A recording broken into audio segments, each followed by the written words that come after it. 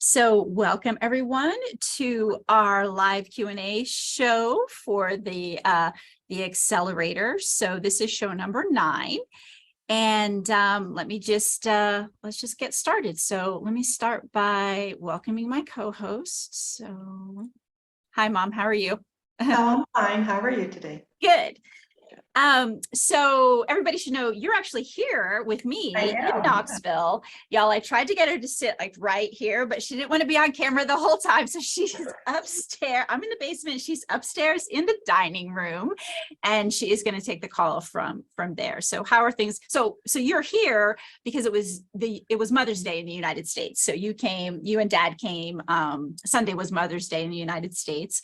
I did learn France. I mean, which makes sense. Different countries have different Mother's Day. So when I was living in France, I enjoyed being able to have 2 Mother's Days. Oh, 2 Mother's Days. And it was nice because when you would go to the grocery stores, they would have roses for mothers. And so they would ask you if you're a mother. And if you said yes, then they would give you a rose, which was really nice. So anyway, so you're here in town.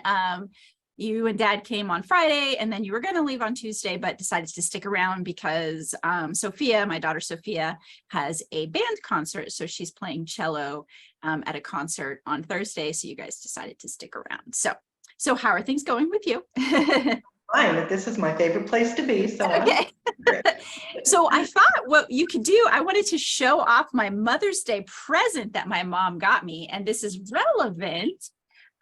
So this is a stainless steel, everybody, Operum, a stainless steel bento box that beautiful, with the colors that are sort of kind of like the colors of the Accelerator. So it's related to the branding. But Mom, can you talk a little bit about what inspired you to get me this for Mother's Day?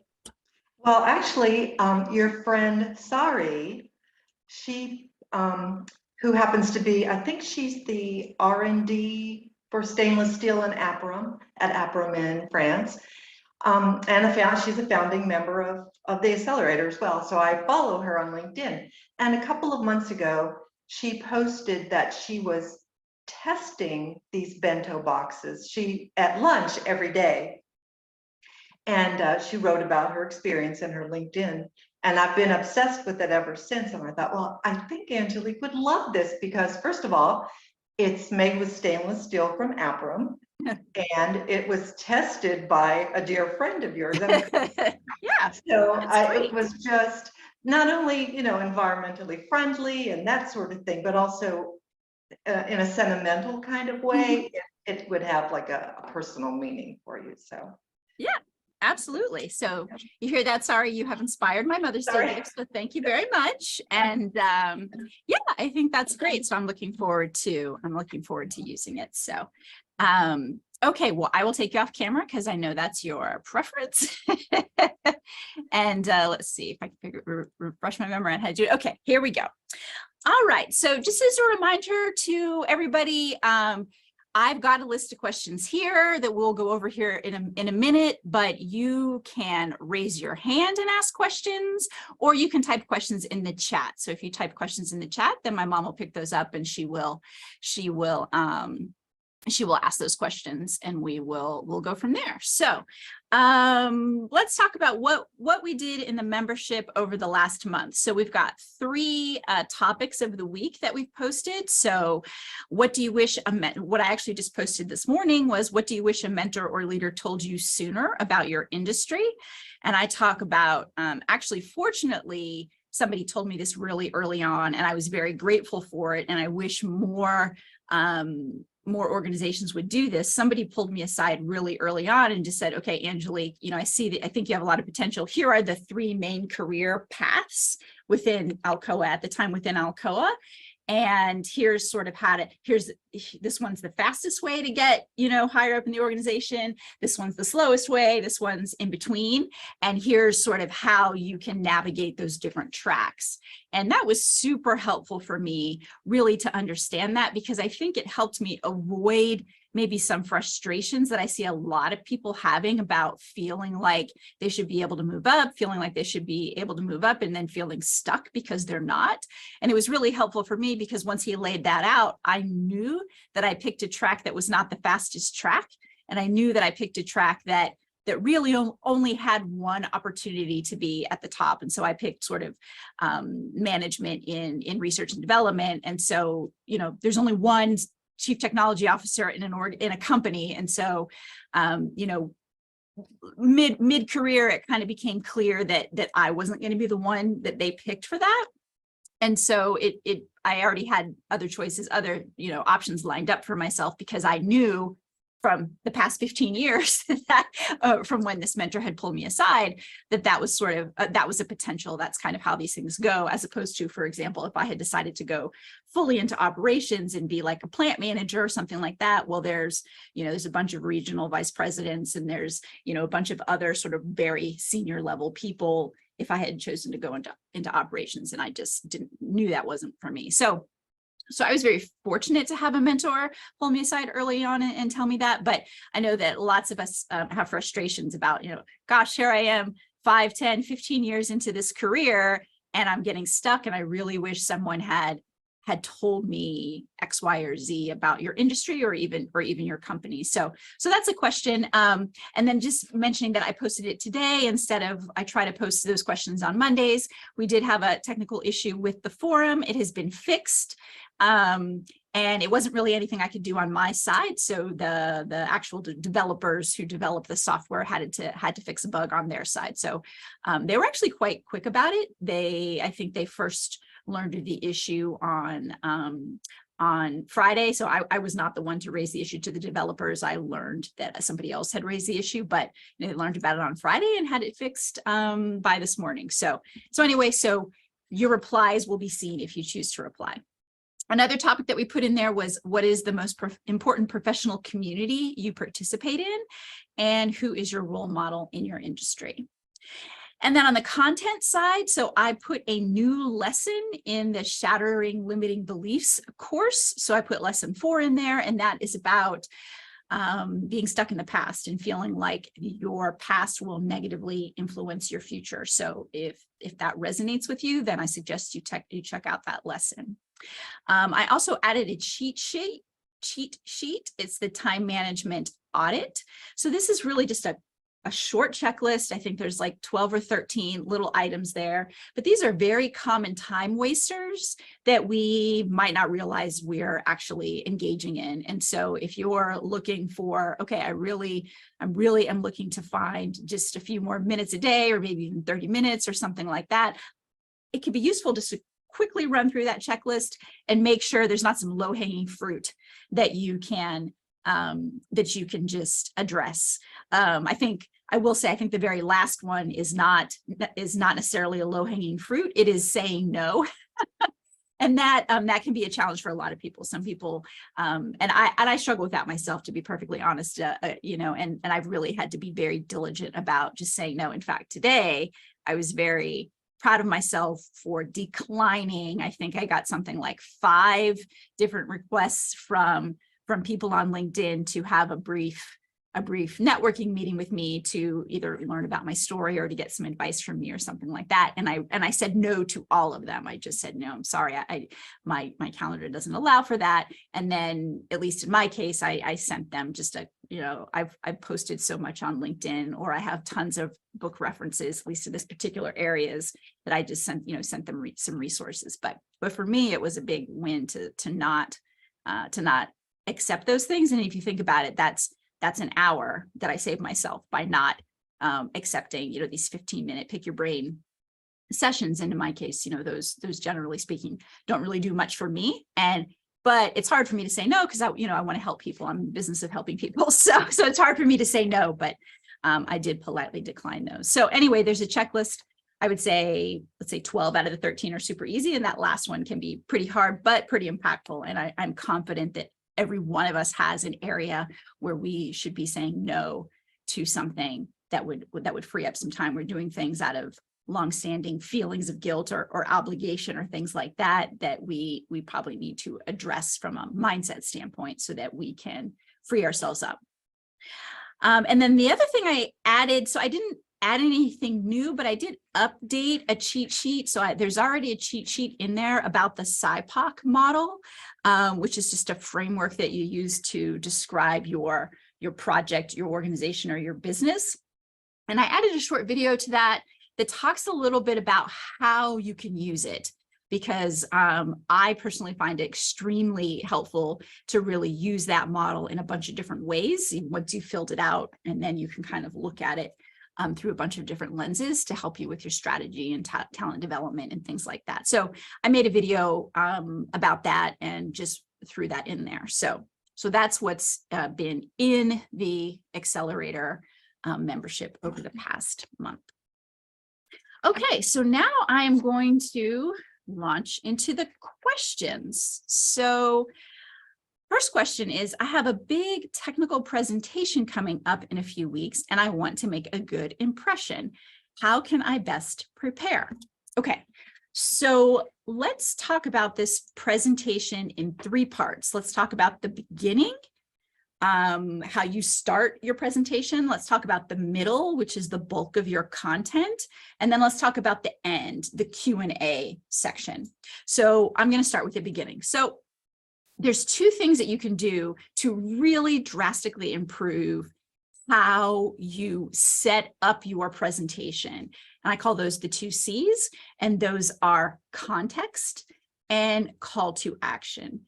So what most people do is they have a PowerPoint slide, they have a deck, a slide deck, and they'll start with maybe a slide that says background or something. But they'll typically kind of launch into wherever they believe the audience wants to get to. So if you're giving a status update, oftentimes you'll start with your status update. Or, you'll start with your sorry, I'm forgetting one of the things I want to say, but if you're giving a status update, you'll start with the status update. And if you're giving like a summary, you'll sort of highlight the summary. But the problem with that is that your audience is not where you are in terms of their, 1, even remembering what this topic is about, 2, remembering why they're there, 3, really understanding, okay, what is it that you're really asking from me? And so that's why I think these 2 C's are really important. So context simply is just, it can even just be a couple of statements. It doesn't even necessarily need to be a full slide. In fact, you can put these 2 C's on 1 slide, and then mind the fact that you're just putting a couple of bullet points. You are not writing all of this on a slide in teeny tiny font, right? We don't do that around here. So context is really simply, this project is about this topic, and the goals of this project were 1, 2, 3. The status we are at is currently beginning, middle, or end somewhere. And that gives some context. Now, it's going to feel weird because you're like, well, they already know all of this.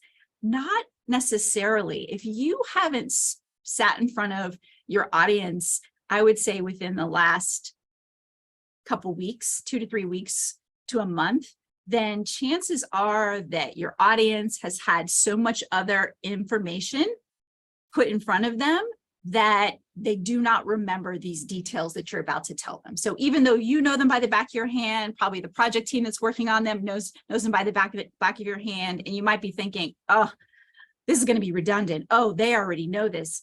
No, give them the opportunity to recalibrate and refresh their memory on what it is you're talking about. And that goes a long way towards setting your audience up so that they don't waste the first 5, 10, 15 minutes just trying to orient themselves to what you're actually talking about. Just take 30 seconds to tell them. And the second thing that you need to put up front is your call to action. Why are we having this meeting? Are you giving a routine status update, like it was scheduled, I'm just here to give you a status update? Or are you requesting some resources? Are you requesting that a decision be made?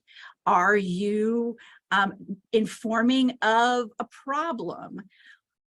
You need to say the call to action early on, because again, that also gives your audience a chance to orient themselves to all the other information they have in their mind that they need in order to make that decision or give you their input or something like that, because your work does not exist in a vacuum. And so they already have information that you don't know anything about, right? You're not in all the meetings that they're in. You're not privy to all the information that everybody else in your organization or who's sitting in your audience is privy to. So when you come in and sit in front of them or stand in front of them and say, for example, okay, I'm here to give you an update and I am looking for, I'm here to request your support for, let's say, to hire one person, just as an example. Okay, if you say that early on, then that gives me time to say, okay, I've had 3 other people ask me to hire people, or, oh, we just had that HR meeting and we talked about the hiring freeze, or, oh, we just talked about really needing to boost our talent. So this could be a good thing. And oh, maybe this skill set they're looking for might match another skill set that this other person's looking for. And maybe we can share a person, or right. This is all like super high, high speed thinking that your audience is going to be doing. And by giving them that call to action at the front, that gives them much more opportunity and a better opportunity to orient themselves to what it is you're talking about. And then they're going to be listening for information they need to help process throughout your presentation.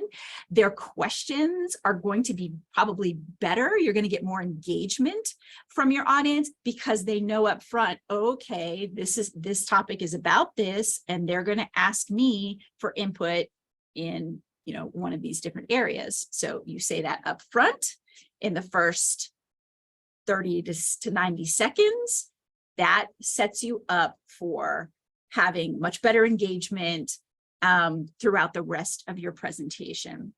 And so people aren't confused, they aren't getting frustrated, etc. Now, one thing that could happen when you do this, so I just want to prepare you for it. If you start your presentation with this context and call to action, it's possible that you start getting questions right away. And those questions may be answered in your slide deck. My suggestion is to answer the questions when they're asked. And you can certainly say, I have more detail in my presentation. Would you like me to go over that with you? But I always suggest, particularly if you're in a meeting with higher level leaders, to just answer the question as asked. Now, as I said, those questions might come up. In my opinion, that is an excellent thing. That means you have engagement. You might be thinking, oh, but I have this presentation that I want to give, what do I do? So when this happens, I think you really need to, actually before, if you're going to go the strategy, I think you really need to ask yourself, what is my goal in this meeting? Is my goal to provide information to my organization to help them make better decisions about whatever they need to work on and about my project? Or is your goal to read your slide deck? Because if your goal is to read your slide deck, then don't do the context and call to action. Just get up there and read your slide deck, and you will probably get medium to low engagement, and you will leave, but you will feel comfortable because you got through your slides, and you'll leave. If your goal is to be a thought partner with your organization and help them make better decisions, then be ready to abandon the perfectly sequenced slides and have a conversation with your organization and your audience and discuss things. So I hope that you say that you want to be a thought partner and that you do this context and call to action at the beginning of your presentation, and then just start to feel comfortable with, okay, I might get questions immediately. In fact, I used to tell many of you who have worked with me who are on this, I used to tell people, like, you know what, if you only get through the first slide, that's actually a good thing. That means that you gave them enough information for them to engage with you without needing to basically drag them through this detailed presentation. Now, there's nothing wrong with detailed presentations. So, if people want that, absolutely give that to them. But if you, if you sort of have your context and call to action clear enough, then sometimes you don't need to go, you won't be asked to show more detail and more detail and more detail. And I know that feels weird for us to not show the details, but in many cases, not being asked to show the details is actually a compliment. It means they trust that you got the details sorted out and they need you to help them kind of with the decision-making criteria, which is oftentimes has nothing to do with the details. Okay, so that's the first part. You start with a context and call to action. Now let's talk about the end. So for the end, you really should spend time thinking through possible questions you're going to get and preparing concise answers to those questions. So I think so many people miss this as an opportunity, and especially if you are an entrepreneur and you're pitching, then yes, read and study all these pitch deck teardowns to get all the slides, see what kind of slides you're looking for, but listen to pitches and listen to the Q&A, because those questions that different audiences are asking very likely may be a question that you get. I mean, there's some pretty common questions that technical folks get. They get things like, you know, how long is it going to take to implement? You know, how far along is this technology development? How much developed? How much is it going to cost? Can this methodology be used in other applications? Those are all sort of common questions that you absolutely should be able to answer. But spend some time asking your colleagues, asking your supervisor, also in meetings that you're in that may have some common audience members. Spend time paying attention to, actually write them down, the questions that are being asked in these various environments, and then prepare your answers. The other thing I'd strongly encourage you to do if you're doing big presentations or even going to conferences or pitching is to ask somebody to write down the questions that you get.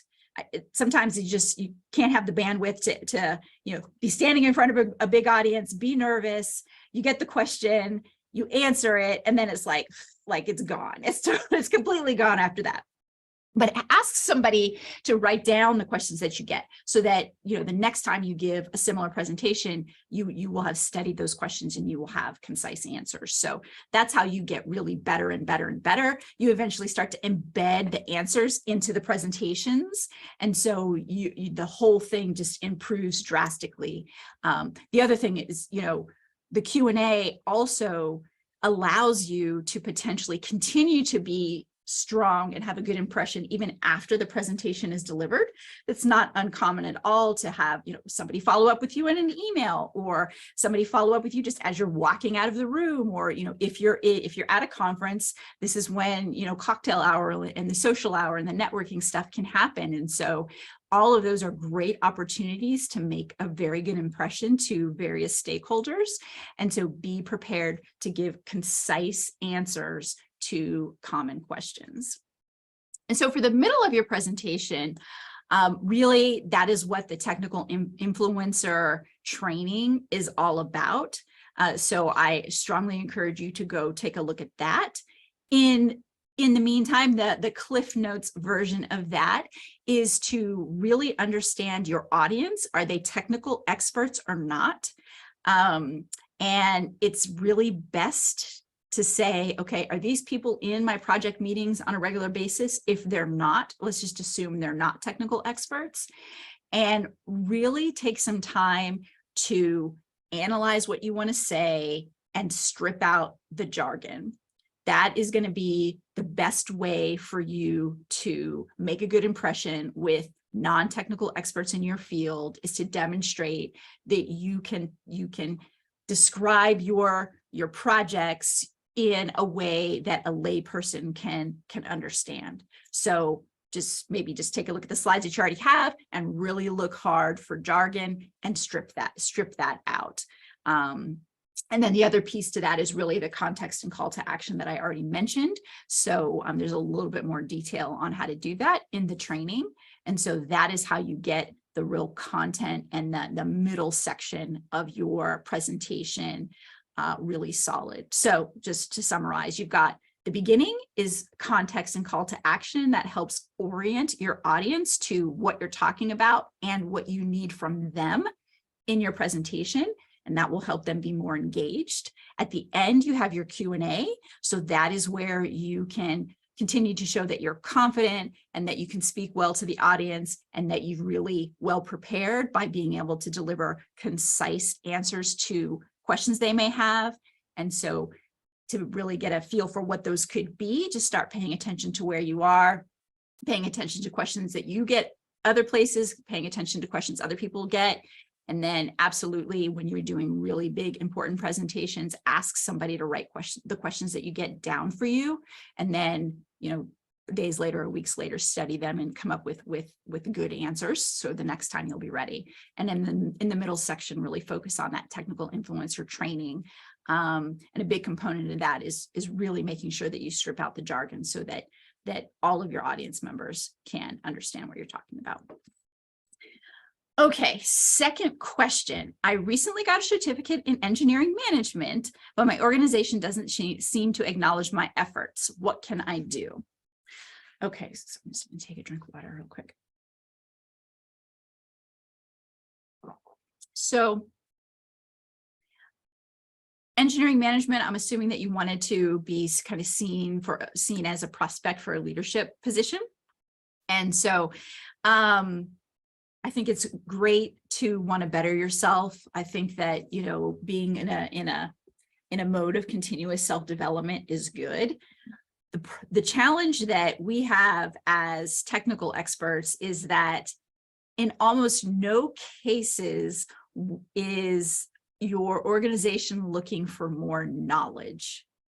And so lots of us go and get additional certificate, a certificate in management, a certificate in digital transformation, a certificate in diversity and inclusion, all of these things. And these certificates are about giving you additional knowledge on various topics.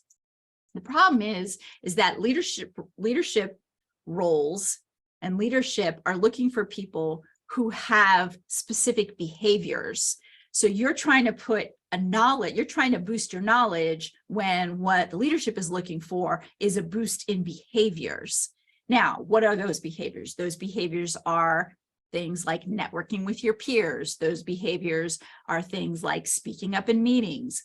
Those behaviors are things like being willing to ask hard questions outside of your domain expertise and challenging in a professional way colleagues and things like that. Those all show leadership skills or leadership potential, I should say, not an additional line item on your resume. And so what you need to do is you need to start demonstrating those behaviors. And that's really what the focus of a lot of the things in this membership are about telling you what those behaviors are. And then, hopefully providing various situations where you can practice them. So on this call is a way you can practice them directly with me. In your coaching session is a way you can practice them directly with me. In the community forum is a way that you could say, hey, I tried this and it worked well, and here's what I learned. Or I tried this and it didn't work well. What is your suggestion? So that is really what I'm hoping that how you can use this membership, because again, another certificate is not what they're looking for. It's a mismatch in sort of how leadership potential is being evaluated. You think it's about more knowledge, and your organization saying, no, actually, this is about specific behaviors. And unless you're willing to demonstrate those behaviors on a consistent basis, you will no matter how many more certificates you get, how many more rows you add on your CV, it's never going to break through in their eyes. And so much more effective to, I think probably the quickest win is to start with the networking, is to start reaching out to peers in your organization, getting to know them and understand more about how your industry or your specific organization works, and then being willing to talk as though you understand these things a little bit better. You have to start talking about the environmental implications of things. You have to start talking about policy, changes that are happening and how you think that might impact your area. You have to start talking about HR changes and how you think that might be impacting your area. But if you continue to add certificates, but then are only ever willing to talk about your domain expertise because you, obviously that's your comfort zone, but you don't think that you are allowed or you don't have the confidence to talk more broadly in a general way about the implications of your domain expertise and all these other sort of factors in your industry, then your organization is going to continue to see you as an expert in a narrow area and not a leader or even an advisor in a broader sense. And so if you want to make that transition to say, oh, I want to be the kind of person that people see as either being a leader because maybe you want to manage people, or even just being more of an advisor because you want to seat at more tables. You want to be the one that gets the call when, hey, you know, we're brainstorming this new topic. We'd just love to have your perspective. If you want to be that kind of person, they get invited to those sorts of broader conversations, demonstrate that they have broader knowledge and understanding of implications of various topics, not just their technical topic. And they also often have a network that they can tap into. So another area that really can bring you to have a seat at the table is if you know a lot of people. If you know a lot of people and you're able to either talk with them and get their perspective or make introductions for people, that is something that is also valued in the sort of broader leadership sense. And so again, just to wrap this one up, if you want to be seen as a leader or an advisor to a broader set of challenges, a broader set of issues, then it's not more knowledge, it's not more domain knowledge that you need to demonstrate. It's not the certificates, it is behaviors that you need to demonstrate, behaviors about having a broader skill set, a broader network, a broader understanding of implications of things. And those sorts of skills are what are needed to be really seen in a different way. And again, I invite you to practice those things with me one-on-one, or get feedback here in the community. Okay, I am sending a few people from my team to a conference. How can I make sure that my management sees this as a value-added activity? I'm afraid that they are going to cut the budget in this area. Yes, so this is a great question. You absolutely need to make it clear to your organization that attending technical conferences is value add.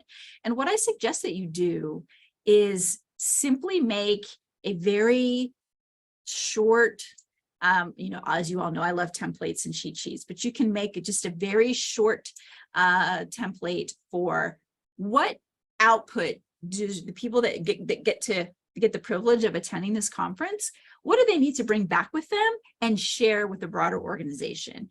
And what I liked to do was, one, have a written template. So just sort of say, okay, what are the presentations you attended? What were the key insights that you got? And what do you suggest we do next with this information? Is it just for our internal technical team to digest? Is there somebody specific in the technical team who you think, hey, you really should actually go read the full paper, or you should follow up with somebody?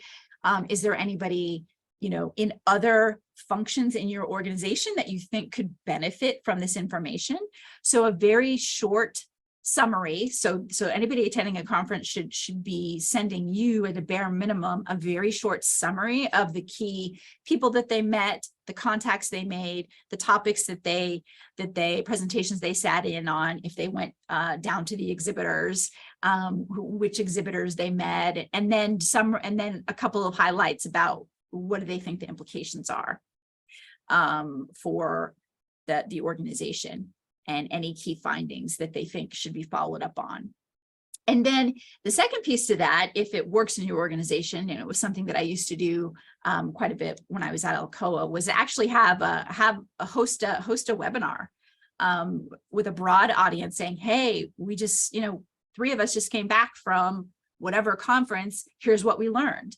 And just invite people broadly across the organization to participate. And I find that it is very well received when the rest of the organization can see what you all got from the talk. And especially if you're able to say, oh, we learned this thing, and maybe we think procurement could be interested, or maybe we think, you know, a different research division, or maybe this could be interesting, you know, for government affairs or whatever. But if you're able to show, this is what we got, these were the insights that we got, and we're sharing them with you in a systematic, simple but systematic way, I have found that to be very well received by the organization as a whole and by leadership. And then people will say, oh, you know, this wasn't just, you know, the PhDs going off and having fun and, I don't know, going skiing or whatever, you know, doing all the fun things around this conference. Like, no, we were there not only just on our behalf, not only on behalf of the technical team, but also on behalf of the entire organization. And here's what we learned, and we are being generous with our findings. We're not being stingy and just keeping everything for ourselves. So that would be my suggestion. And then honestly, once you do that, I think I had even gotten to the point of even having after I'd done that a couple of times and it started to get traction, people really enjoyed that. Sometimes we would even do something in advance, sort of be like, okay, there's a big annual conference here. We're going to send 3 people. Let's look through the conference proceedings and see who's going to be there. And okay, I can't send everybody, so I can't send you, but is there a specific talk that you want the person we are sending maybe to sit in, or, you know, a conversation that you want them to have? Once you start doing things like that, then you really are getting a lot of value add out of attending these conferences. So just to summarize that point, make sure that people that are attending have at the bare minimum a trip report, a very simple trip report of, you know, these are the meetings that we went to, here are the key findings, here's what we think we should do with this information. So, and that should be for you. Then you can circulate that around. Next level could be to do that as a briefing, as a webinar, and invite other people in your organization just to participate, so more people get to see what you've done. And then I think if this is something that seems to be working, you might also consider doing something in advance and having some of these people who are really engaged but not necessarily attending, having them you know, weigh in and say, hey, are there any you know, exhibitors you want us to meet with? Is there any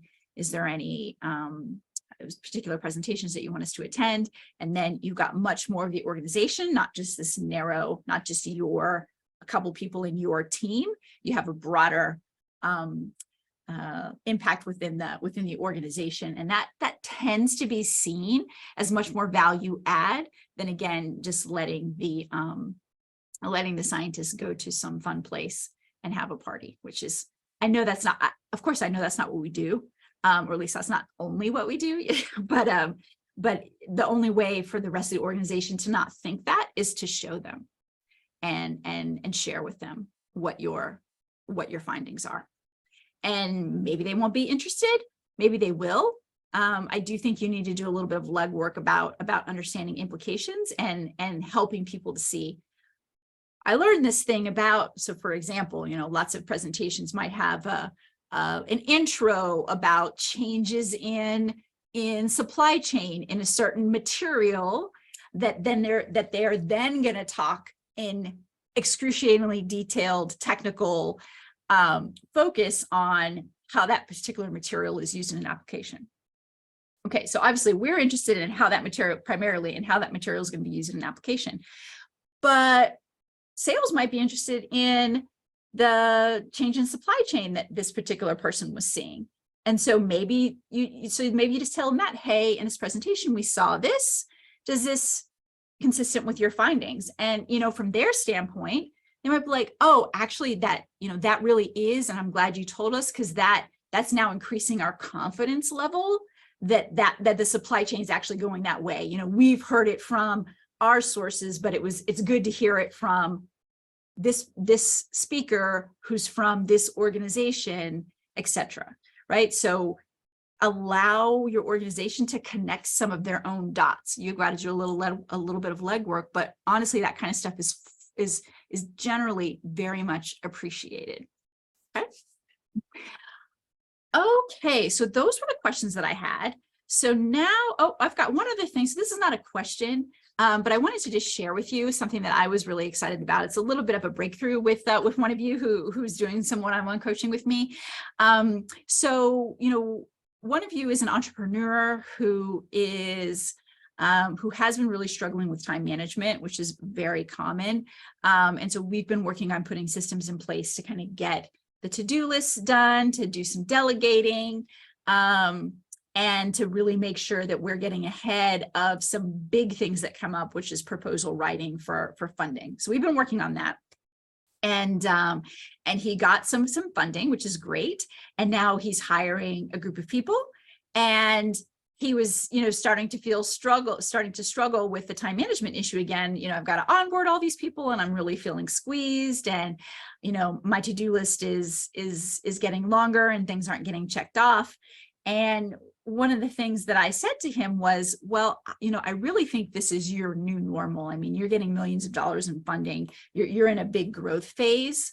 And so a lot of this is your new normal. So maybe we can just reassess our systems, reassess the methodologies, reassess, you know, what we've been doing back here to kind of get you to this point is not what we're now going to need to do at this new high growth phase. And so we talked a little bit about it.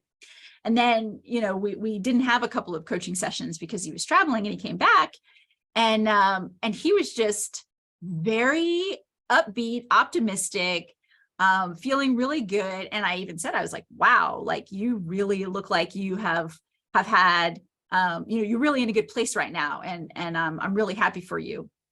And he said, well, and he was checking off his list of all the different things he was going to do. And I said, wow, like you've got the work stuff and he's working on a home project and he's got a young child. And I was like, and so when he laid out all the stuff he was doing the next week, it was like, wow, you're getting family time in and you're going to fix your bathroom and you're going to do all this work. You're onboarding a bunch of people. And he said, well, you know what? He said, you told me it was my new normal. And ever since you said that, I've just been sort of saying, you know, as I'm going through the day and trying to figure out what I'm going to do, I'm like, well, this is my new normal. I've got to leave this meeting early if I want to work on the bathroom and I've got to, you know, these things. And I just thought, I actually didn't have my own insight until after we hung up because I just congratulated him. And I said, you know, what I really think happened with him is that he accepted his reality.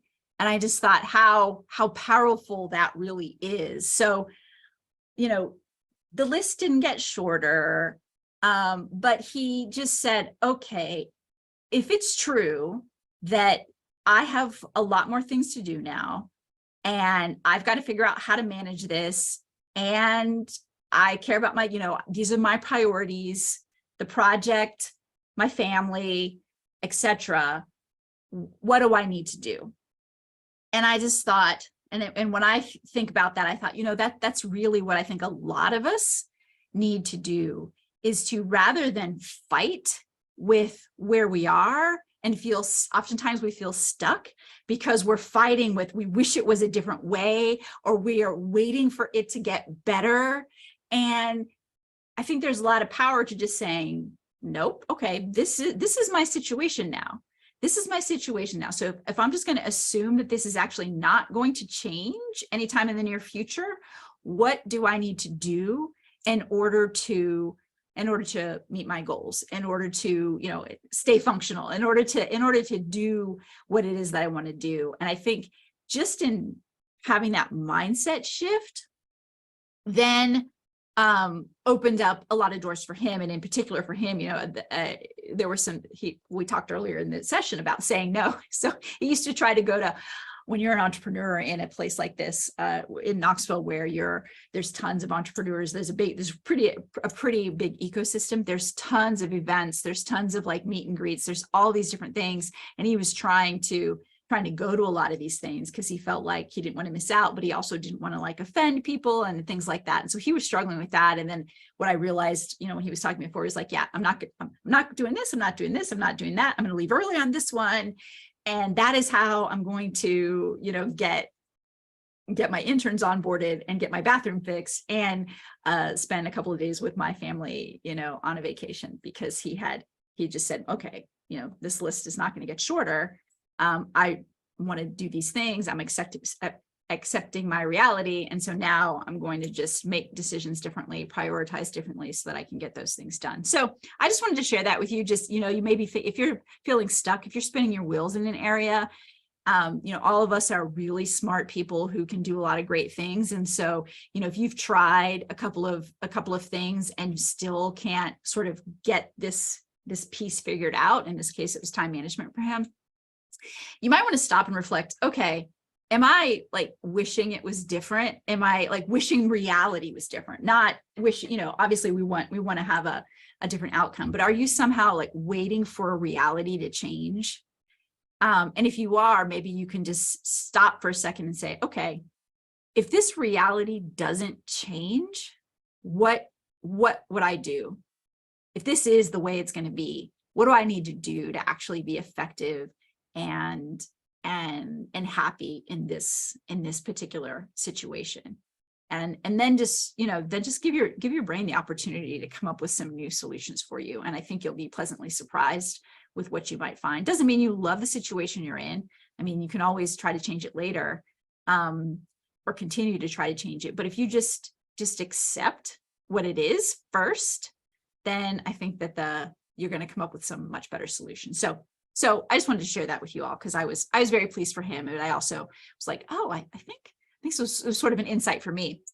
And honestly, I've been kind of in the same boat on something totally different. So I've been trying to get rid of this COVID weight. I mean, it's not a lot of weight, so nobody yell at me for this. I know I'm a normal weight person, but I gained a few pounds during COVID and I wanted to lose them. And I kept fighting and fighting and fighting oh, I shouldn't have to count calories. Oh, I shouldn't have to do this. Oh, I shouldn't have to do that. You know, and it was like for a year I was fighting all of this. And then finally I was like, oh, you know what? I'm going to have to count calories and track my protein.